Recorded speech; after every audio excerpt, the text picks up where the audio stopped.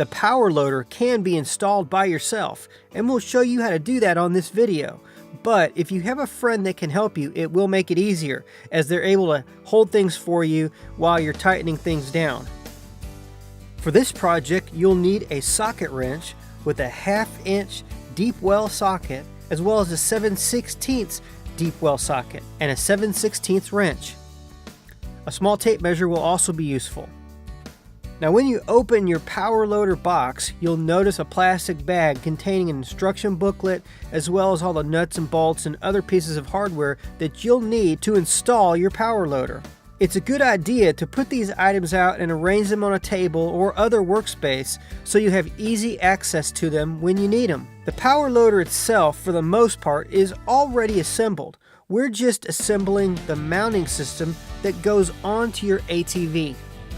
The first thing you'll do is you'll take out the 2 mounting brackets and open them up and lay them on top of your ATV front rack.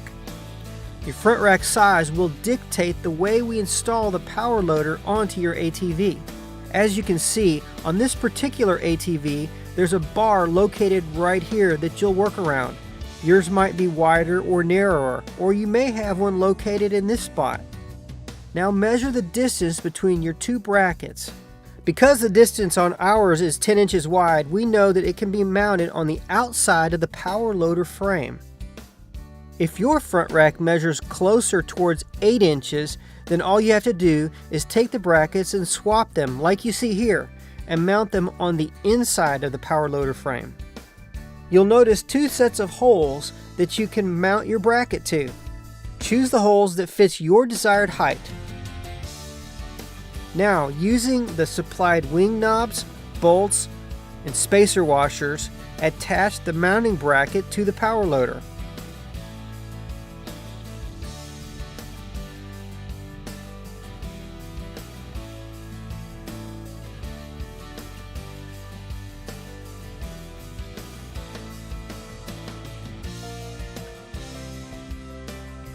At this stage, tighten it down just to the point of being snug, not very tight. By the way, you might need to use the spacers to help fit your ATV.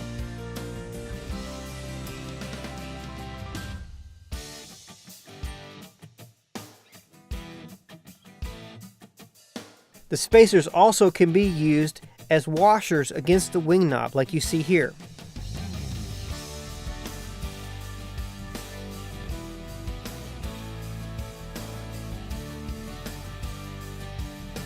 Next, arrange your U-bolts and spacers on the rack. This will make it a little easier for you if you're installing the unit by yourself. Now lift the power loader up against the front of your ATV, making sure that the mounting bracket sits on top of the front rack. You can use your body to hold the power loader in place, leaving your hands free to secure the mounting bracket to the ATV front rack. Again, here you have multiple choices of holes that you can choose from, depending upon the size of your rack.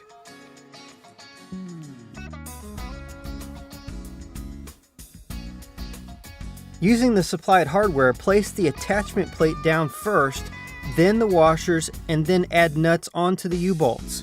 At this stage, you don't need to tighten the nuts down all the way. We'll do that in a few minutes.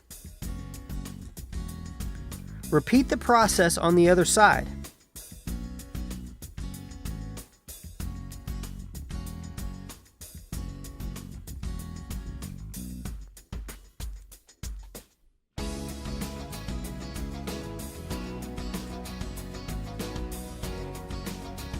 Once you've completed one on each side, you don't have to hold it with your body anymore. Now you can move around and add the other 2 U-bolts to the front part of your rack. There are no holes here. Simply put the U-bolt and attachment plate around the mounting bracket and your ATV's front rack. Now tighten down all of the nuts onto the U-bolts. Next, take your end wrench and use it to help tighten down the wing knobs. Next, you're going to attach your 2 tie downs. These are for strapping down your load to the power loader. Very simply, wrap the tie down around the front part of the PowerLoader cradle and then pass the end through the loop and pull it through itself.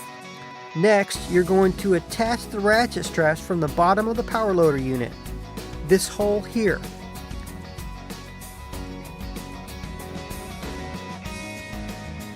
To the skid plate underneath the bottom of your ATV. Then ratchet it tight. Now do the same thing on the opposite side.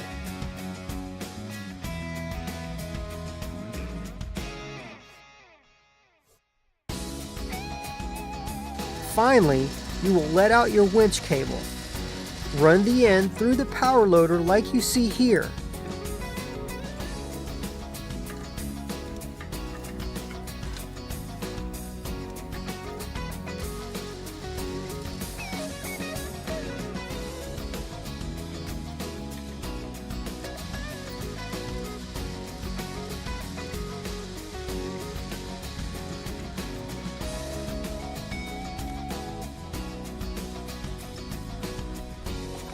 And attach it at this point.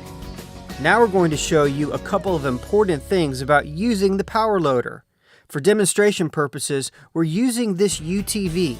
It works the same on a 4-wheel ATV. To lift the PowerLoader, retract your winch cable and bring the cradle up to the point where it's level off the ground. Now you're going to take your square pins and put them in the slot on each side of the cradle. These pins must be put in place at this point when you have a load.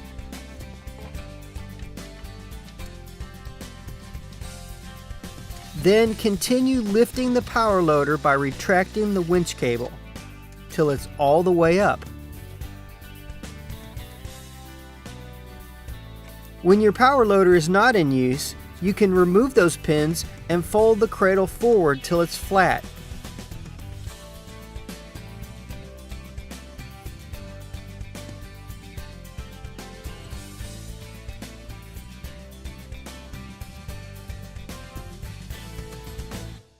And then replace the pins.